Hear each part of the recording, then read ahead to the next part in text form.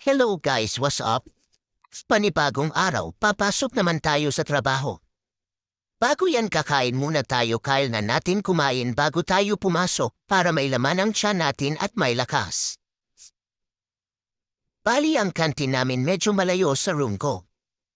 Pero okay naman kahit nakahiwalay sa building sa room ko yung canteen pero okay lang kasi malapit lang naman. Bumaba na ako bali dito ako sa third floor ang kwarto ko. Bababa na ako sa ground floor, Oats. At bago ako kumain, huwag kalimutan mag-time in muna. Kahit hindi ka na magtrabaho at naka-time in ka na, syempre bayad na ang araw mo.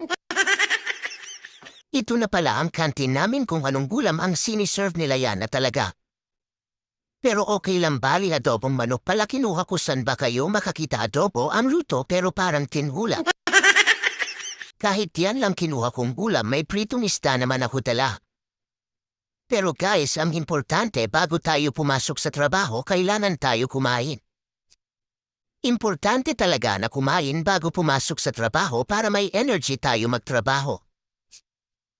Mahalaga din ang mag-time in para officially start na ang workday natin. Kahit simpleng ulam lang tulad ng adobong manok.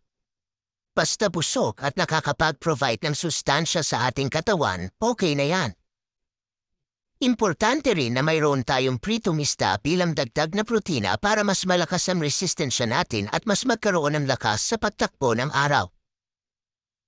Mag-ingat at sana maging maganda ang araw natin sa trabaho. Let's do our best. Lagyan sobra. Diba ba? 사랑해